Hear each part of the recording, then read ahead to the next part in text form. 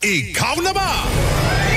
Narito na ang live interview ng tatlong veteranong broadcaster ng Super Radio DZBB na sina Joel Reyes-Zobel, Rowena Salvacion at Melo Del Prado sa mga naghahangad na maging senador ng ating bansa. Ikaw na ba?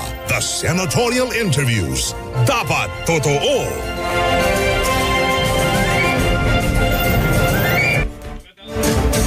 Magandang umaga, Luzon, Visayas, Mindanao. Ako po si Joel Reyes-Zobel. Tumutok at maging saksi sa ating pagkilatis sa mga naghahangad maging senador ng Pilipinas. Ako po si Rowena Salvacion. Ito ang Ikaw na ba? The Senatorial Interviews. Ako po naman ang inyong kapuso, Melo Del Prado. Dapat totoo. Sa ikatlong episode ng Ikaw na ba? The Senatorial Interviews, ang ating makakasama ay walang iba kundi si Party List Representative Rodante Marcoleta. Kasalukuyan po siyang kongresista. Bilang kinatawan po ng Sagip Party List, senior partner po ng Marcoleta, Julian Reyes Velez Law Offices. Bachelor of Arts, gumraduate po ng Bachelor of Arts ng 1973. Ang postgraduate po niya, Master in Business Administration, Bachelor of Laws, Doctoral Program, Public Administration and Governance ng UPNC PAG noong 2011. Siya rin po ay Harvard Kennedy School of Government. Nag-fellowship po siya doon noong 2017. Naging kongresista sa ilalim po ng 13th, 14th, 15th, 17th at 18th Congress. Naging chairman po ng House Committee on Poverty Alleviation noong pong 15th Congress.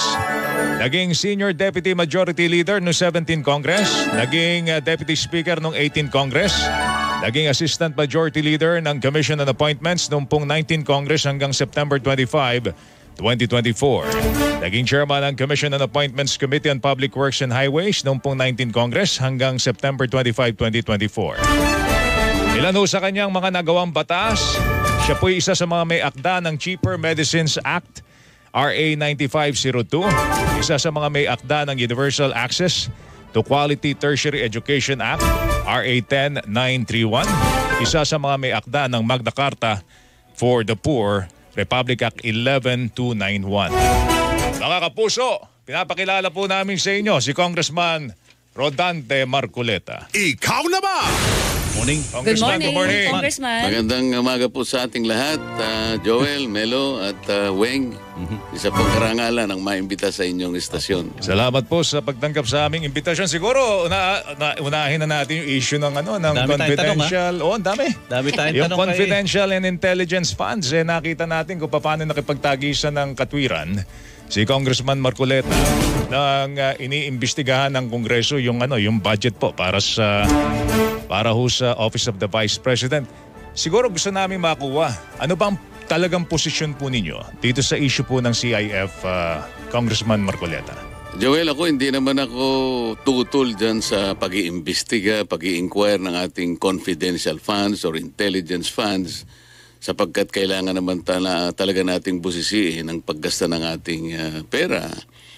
Kaya lang, aking tinatanong kung talagang ito yung ating kagustuhan, alam naman ninyo kako na mahigit na 400 opisina, ahensya ng ating pamahalaan, na meron din naman ganyang uri ng pondo at sila rin naman ay nasabihan na rin ng COA na meron silang dapat ipaliwanag sa kanilang mga pondo. Bakit naman kako tinarget ninyo iisang opisina lang?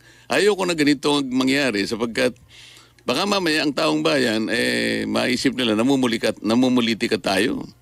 Sapagkat na may personal tayo. Out of 400, dapat man lang nag-sample tayo.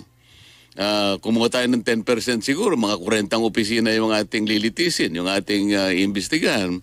Baka sakaling maniwala ang tao na tayo ay opisyal na gumagawa ng ating katungkulan. Pero kapag isa lang ang tinarget mo, at alam naman natin na ang tinarget mo ay kalaban sa politika sapagkat namumuuna yung presidential election, nandiyan na sa horizon, mag-iisip ang taong bayan na politika lang ito.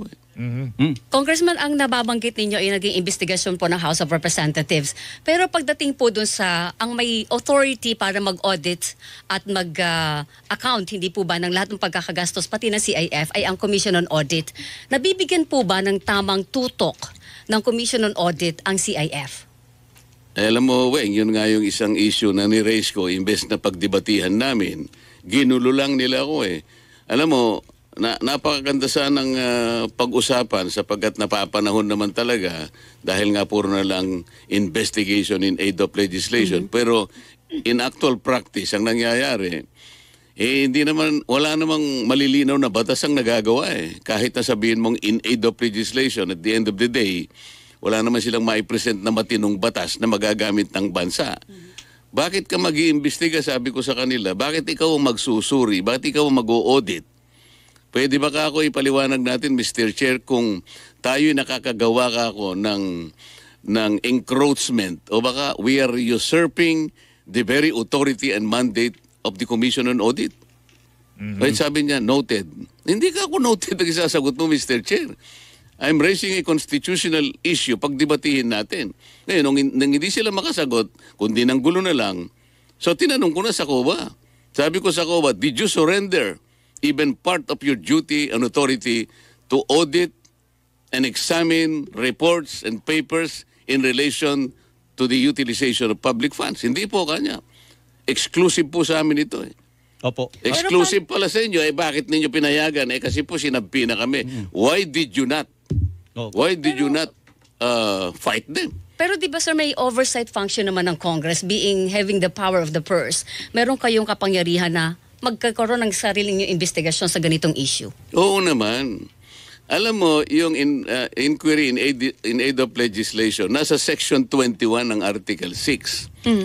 Yun namang oversight, yun naman ang nasa Article 22. Pinaghahalo kasi nila eh.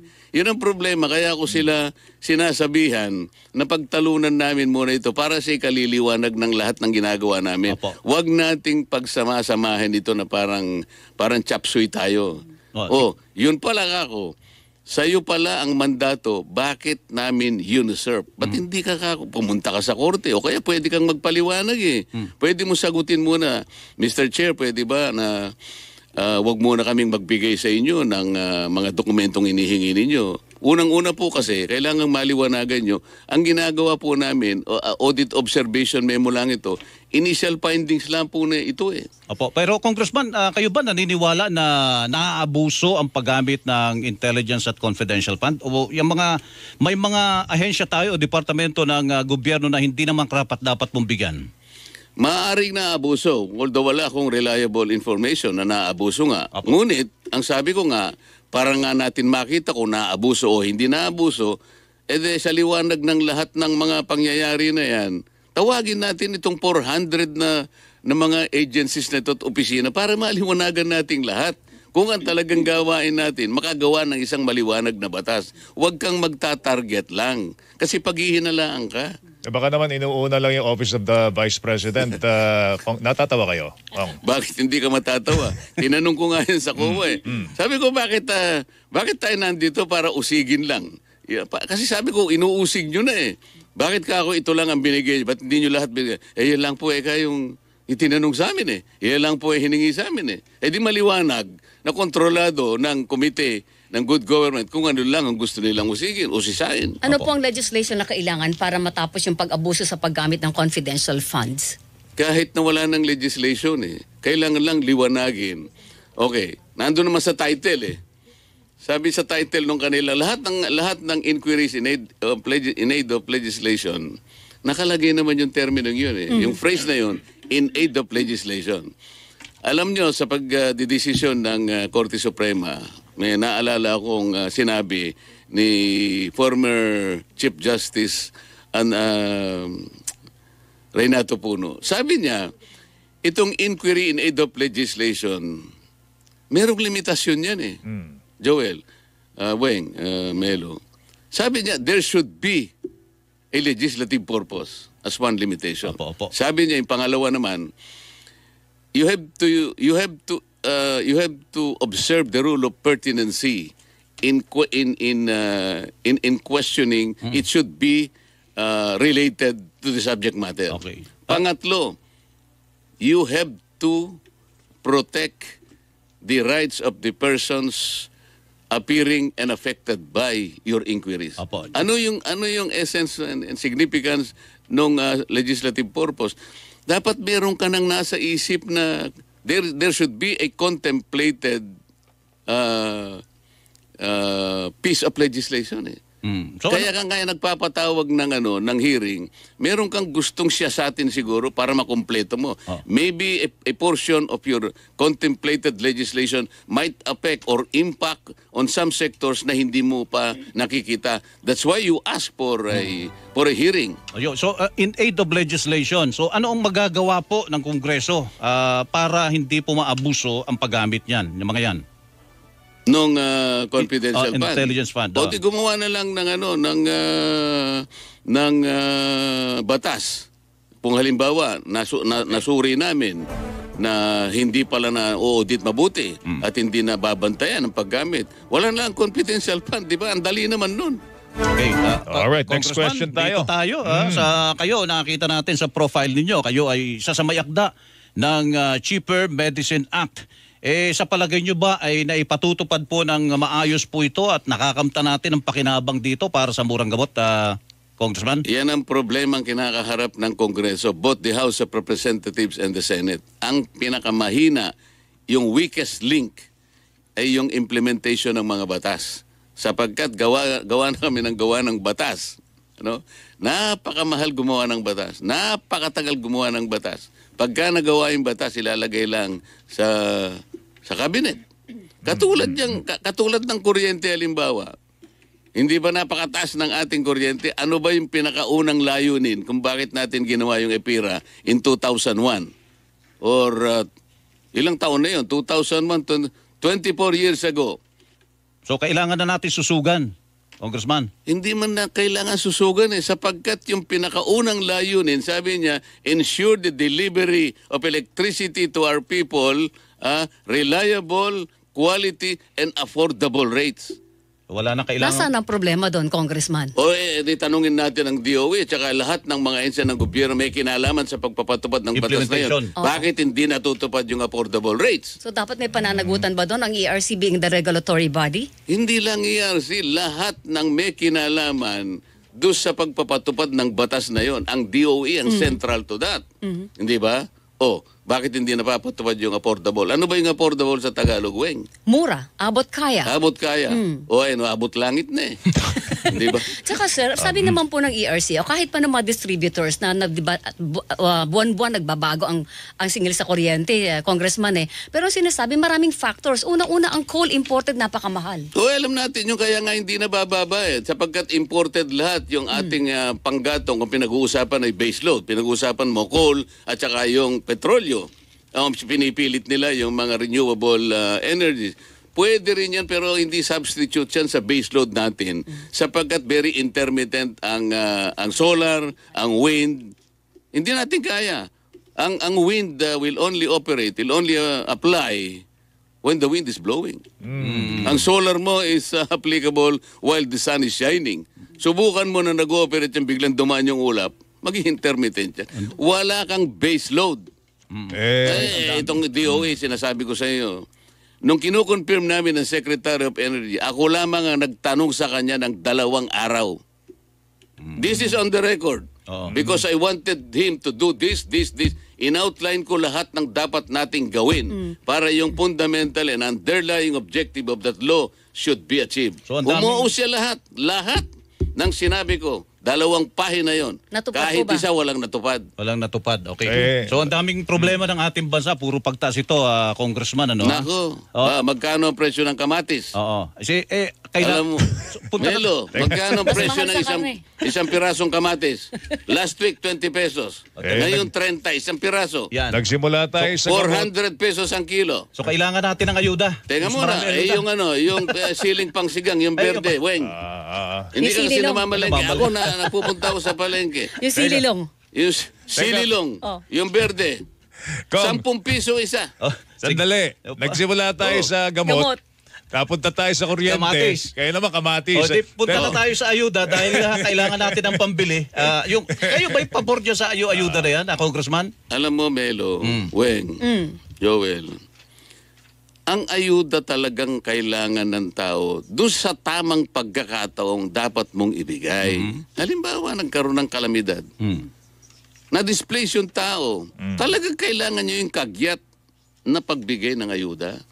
Pero kung ayuda ipaparada mo, kamu nga yung tinatarget nila kunwari, near poor. Yun nga yung poor talaga, hindi pa nga natatarget eh. Tinatarget daw, yung daw akap ay ayuda para sa kapus sakita. Weng, tatanungin kita. Sino ba sa atin ang hindi kapus sakita? Abay, lahat tayo Paano mo naghihirap. i-determine, pumunta sila sa isang komunidad, pinalinya nila yung mga tao, o grupo ng mga tao, etong mga taong ito kanya'y kapusakita. Paano mo nalaman na sila lang ang kapusakita? Relative yun eh. Oo. Ako pwede akong kapusin din sakita. Depende sa pangangailangan ko. Tumaas na nga yun daw yung poverty threshold, Congressman. Oo, ngayon, Hindi nga nila naintindihan kung ano yung poverty threshold. Nakita nyo sa dyaryo, anong sinabi ng mga tao ngayon. Yung survey ng SWS. Ano sinabi niya? Ang sabi po ng, actually, 17.4 million families of Yes. this country Are said we are poor. We Can you feel we are separate poor. poverty? Yes. so kayo sa Kongreso, gagawa ba kayo ng batas? No, wait. Ha? Pero meron na Magna Carta for the Poor. At least Kaya, sa may tanungin akda mo ako nito. doon sa Magna Carta of the Poor. Kaya nga ang Tatanungin kita dyan. frustration. Oh. Tatanungin kita dyan. Sa ating pagbabalik, mga kapuso, ang ikaw Dami na ng ba batas. na senatorial interviews ay magbabalik sa ilang sandali. Ang oras po natin, 20 minuto makalipas ang alas 8 ng umaga. Standby! Ikaw na ba? The Senatorial Interviews.